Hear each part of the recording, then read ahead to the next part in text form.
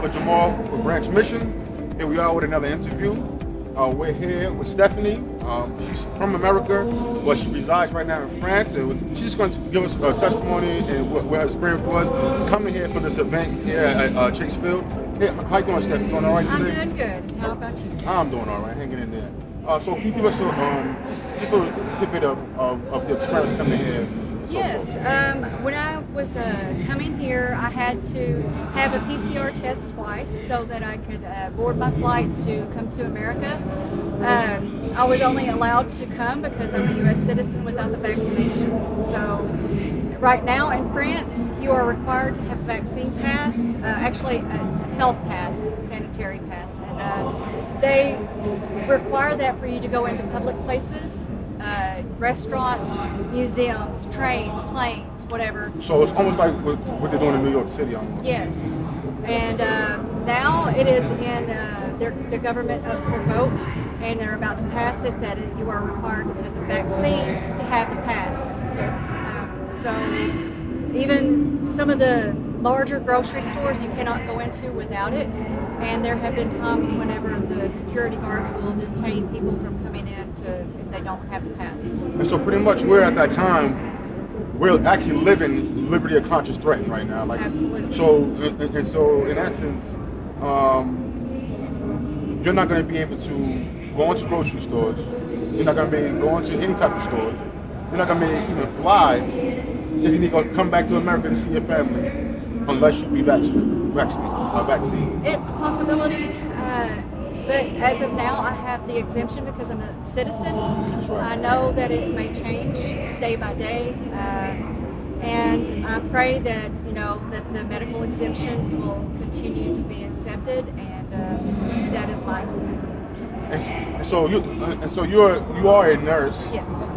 And can you tell us a little bit about your experience, just from your perspective of being a nurse and what's going on with the pandemic? Actually, I haven't worked as a nurse since I moved to France. Okay. So that's before the COVID hit. But I know that some of the friends that I have commented on Facebook and stuff that it has been a difficult challenge for them.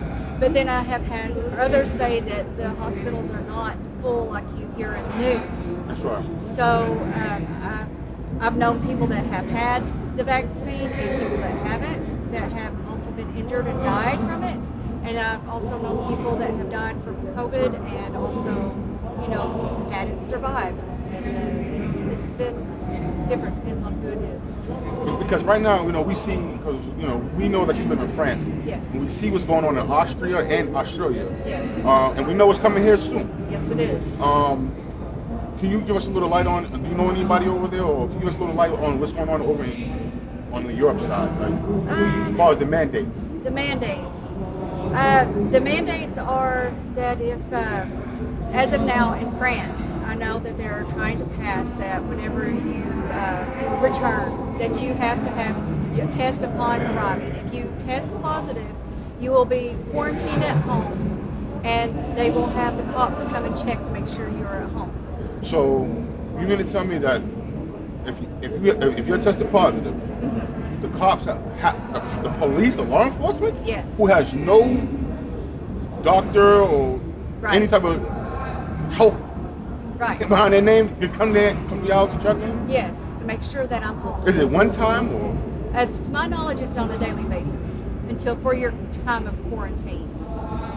And so what do they have to do with you quarantine? Like are they there to make sure that you don't leave your home yes, or something? Okay, yes, okay, yes. Okay, all right. So tell us a little bit more about that. How that's working? Like is there are they rioting, or is there anyone making some noise about that over there? Or? They, from what I know, there are some people who are protesting. Okay. It's in the larger cities like Paris. They are protesting. They don't like what's going on. But there are many people who do comply. That's and right. I guess they want to make their lives easy, so they will follow along. But it's sad to see. Well, we can see that our lives are being stripped away, our freedoms are being stripped away, But this was told in prophecy that this was going to happen. Religious liberty is definitely being threatened. Oh yeah. And it's a sad thing, but God did tell us this was going to happen. Yes, He did. And now, we were told in council that that the mark of the beast will not be fully revealed until the unrolling of the scrolls. And now we're seeing it. We're seeing this with the mandates. We're seeing this with the shutdowns. We're seeing this, and it's time for us to really get our lives together. I agree. My final question to you was, what's the experience? What's the experience going on, far as what you have to go through to get back to France? As of now, I have to have a PCR test within 24 hours of my departure, and then upon arrival, I will be tested. And if that's positive, then I will be quarantined. If not, then I will be free. Will you be quarantined at home, or do they send you to a camp? At home. Okay. As of now. Okay. But one thing that you might want to know is that Macron has said just yesterday, he said, when my freedom comes to threaten that of others, I become irresponsible.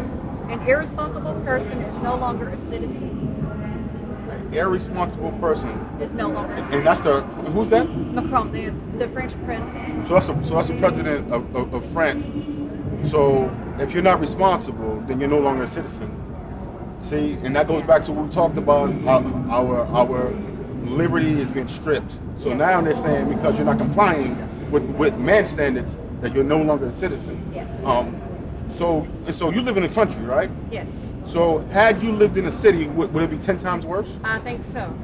And so tell us a little bit about the country setting, on how things are working as far as the police coming to your house if you were to test positive, according to living in the city. Well, I know that they would have to come a longer distance, of course, but as being in the city, if you were living in an apartment, they can just come to you at any time. At any time. So with you being in the country, it's going to be a little more difficult for them to control you.